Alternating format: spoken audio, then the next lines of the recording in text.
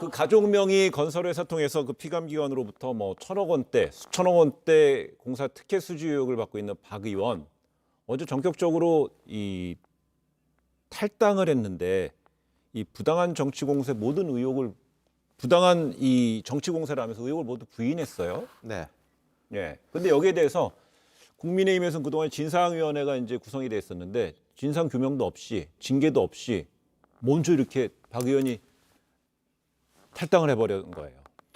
그렇죠. 뭐 본인 입장에서는 합리적인 선택인 것 같아요.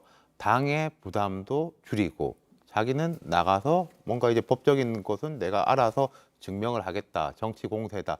이런 식으로 되는 거니까. 그리고 뭐 사태 추이를 살펴봐야 알겠습니다만은 지금 현재 드러난 것으로 박덕흠 의원에게 정치적 비판은 막 공격을 가할 수 있는데 네. 뭐 이게 딱 떨어지는 불법이 나올 것이냐. 만약에 박덕흠 뭐 의원의 형이나 뭐 아들 이런 분들이 또 건설회사를 소유하고 있지 않습니까?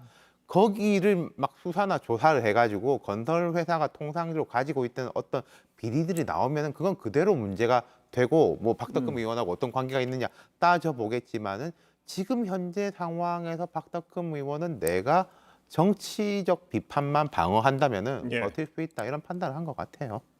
결국은 이게 불법의 영역이 아니고 뭐 특혜 수주 관련되는 거기 때문에 먼저 선제적으로 탈당을 했다는 건데요. 근데 이제 민주당에서는 이 박 의원이 피해자 코스프레를 하고 있다 그래서 여기서 멈출 게 아니야. 국회의원 사퇴까지 해야 된다 압박을 하고 있어요. 뭐 이건 당연히 이제 상대 정당에서 예. 늘 할 수 있는 공격의 일환이고요. 저는 이제 시계를 저희가 한 2년 전으로 되돌려 보면은 비슷한 일이 있었던 게 뭐냐면 손혜원 의원이 목포 부동산 논란으로 처음에 언급이 되었을 때 뭐 당연히 그 당시 야당에서 사퇴하라고 계속했고 그런데 여당 측에서는 뭐 진상 조사를 하겠다 그랬는데 그 와중에 손혜원 의원님이 탈당을 했습니다. 네. 그래가지고 이제 그 이후에 본인이 어떤 법적 이제 다툼을 통해 가지고 최근에 1심이 났는데 저는 이런 수순으로 이제 박덕흠 의원도 가지 않을까 이런 생각을 하게 되고요. 사실 오히려 이제 여기서 김홍걸 의원의 제명이 최근에 이제 있었고 이번에 오늘 이제 의총에서 의결이 됐다고 해가지고 그 지점을 살펴보면은 김홍걸 의총에서 의원 어떻게 의결이 됐대요? 김홍걸 의원은요? 뭐 제명이 통과됐죠. 그러니까 김홍걸 의원 거의 같은 경우 만장일치로 제명이 됐다는 맞습니다. 거잖아요. 그런데 예. 김홍걸 의원 같은 경우에는 비례대표의 신분이기 때문에 오히려 이런 탈당을 통한 본인의 어쨌든 소명 절차를 할 수 없었던 것이고 예. 일반적으로는 지금까지 뭐 지역구 의원들 같은 경우에는 이런 식의 일 처리를 한 적이 많습니다. 예를 들어 과거에 2012년에 그 디도스 사건이라는 게 있었습니다. 네. 선관위 서버에 디도스 테러를 했다는 그런 의혹이 있었는데 그때 최구식 전 의원의 비서가 그것을 주도했다고 해가지고 최구식 의원이 본인이 탈당을 먼저 해가지고 그 이후에 본인의 어떤 명예가 회복되면 돌아오겠다 이렇게 했던 적이 있거든요. 그렇기 때문에 저는 이거는 박덕흠 의원 입장에서는 아까 윤 실장 말한 것처럼 할 수 있는 가장 기본적인 선택을 했다 이렇게 봅니다. 이게 몇 년 전 갈 거 없이 최근 한 달만 보면 되는 게 예컨대 이제 민주당에서 국민의힘의 조수진 의원 요즘 화력이 좋죠. 그 재산 등록이 국회의원 출마할 때 하고 의원 돼가지고 재산 차이가 많이 난다. 네. 공격을 했어요. 그러니까 이제 조수진 의원이 이제 민주당 의원도 몇 명 이렇게 있고 그다음 그 중에서 그러다 크게 나온 게 김홍걸 의원이죠. 김홍걸 의원은 결국 조수진 의원의 문제 제기로 김홍걸 의원 건이 아니 그 드러났다, 조수진 이렇게 의원이 봐야 이제 민주당 의원들 몇 명에게 이렇게 차이가 이렇게. 있다라고 했는데 그건 언론 보도를 통해서죠. 예. 근데 김홍걸 의원은 그 질이 상당히 안 좋아 보인다 이렇게 됐고 그리고 또 박덕흠 의원보다 애초 주목을 받았던 사람은 이상직 의원, 아까 제가 네. 말씀드렸던 이상직 의원이 주목을 많이 받았죠. 이스타 항공 같은 경우에 지금 항공산업 침체하고 이제 노동 문제가 얽혀 있으니까 예. 그러던 와중에 이제 민주당에서 또 아니 이거 박덕흠 봐라 이런 것도 있다라고 해서 계속 장군 멍군이 되고 있는 셈이죠. 그렇다면 조금 전에 그 이 최고위원은 박덕흠 의원 이야기하면서 앞서서 손혜원 의원 얘기를 했잖아요. 재판 이야기까지 했는데 그럼 박덕흠 의원도 결국 재판까지 간다고 봐야 돼요? 저는 당연히 이 부분에 대해서 검찰의 고발이 이제 많이 들어갈 것이고 예. 그러다 보면 수사를 받는 단계까지는 갈 것이다 이렇게 보는데 이 이해충돌이라는 것이 사실 공직자윤리법에 따라 가지고 이제 판단하게 되어 있는데 공직자윤리법에 의해 가지고는 본인과 이해관계가 있는 법안에 대해 가지고 표결에 참여하거나 아니면 그 법안에 대해서 의견 제시하는 거를 이제 못하게 되어 있습니다. 네. 근데 지금 박덕흠 의원 같은 경우에는 서울시 이제 질의에서 이제 그런 어떤 신공법을 많이 사용해야 되는 거 아니냐, 신기술공법을 많이 사용해야 되는 거 아니냐 이런 식의 질의를 했지만은 또 그거의 구체적인 내용은 딱히 없습니다. 우리 회사 거 써라 이렇게 얘기한 건 또 예. 아니거든요. 그러다 보니까 이게 아주 모호한 법리적 판단의 지점으로 들어가는 겁니다. 그렇기 때문에 좀 이거는 아마 수사기관의 판단을 박덕흠 의원 입장에서도 깔끔하게 받고 싶은 부분이 있을 거다 이렇게 봅니다. 그럼 주호영 원내대표는요. 국민의힘 원내대표는 민주당이 물타기로 자당 의원들의 문제를 삼고 있다 얘기하고 있습니다. 동의하세요? 뭐 저는 아까 이제 그 윤태곤 실장님 말한 것처럼 이게 시소처럼 왔다 갔다 하는 모양새이기 때문에 주호영 원내대표가 그렇게 언급한 것이다 이렇게 보지만은 예. 이상직 의원권과 이런 박덕흠 의원권 같이 터져나와서 그렇지만은 둘 다 개별 사안으로서도 언론에서 충분한 취재를 했고 증거 자료들이 나오고 있는 거 아니겠습니까? 그렇기 때문에 서로에 대한 물타기성이라기보다는 같이 한번 살펴봐야 될 어떤 지금 뭐 이해충돌 관계에 있는 그런 부분과 또 기업 경영에 대한 윤리적 부분 이런 것들 이거는 개별 문제를 봅니다 저는. 이게 지금 국민의힘에 약간 정치적 상황하고 엮이는 것도 있는 것 같아요. 무슨 말씀이냐면 민주당에서는 속마음이 어떨지언정 이상직 의원이나 김홍걸 의원의 처리에 대해서 이견이 거의 없는 것 같아요. 뭐 개인적으로 친한 사람들이 왜 없겠습니까? 네. 하지만 그 명분이라든지 우리 당이 이렇게 가야 된다는 거. 근데 지금 국민의힘을 보면은 박덕흠 의원에 대한 온도 차이가 느껴지는 게 초재선 의원 그룹하고 중진 의원 그룹하고 예. 중진 의원들은 아니 이런 정치적 공격에 우리가 자꾸 밀리면 되냐라는 논리. 그다음 또 하나는 최근에 이 당의 의사결정이라든지 흐름에서 중진 의원들이 좀 소외돼 있는 듯한 네. 느낌. 그런 데 대한 이제 소외감이 박덕흠 의원 사태로 또 표출되는 것도 그럼 조금 보인다. 의원들은 그 박덕흠 의원들한테 자기 입장을 좀 투영시키고 있는 거예요. 그런 면도 있는 것 같죠. 이렇게 매몰차게 할 수 있냐. 그럼 제가 주호영 의원이 정말로 이렇게 생각을 해서 말을 한 건지 네. 아니면 그 중진 의원들 좀 들으라고 음.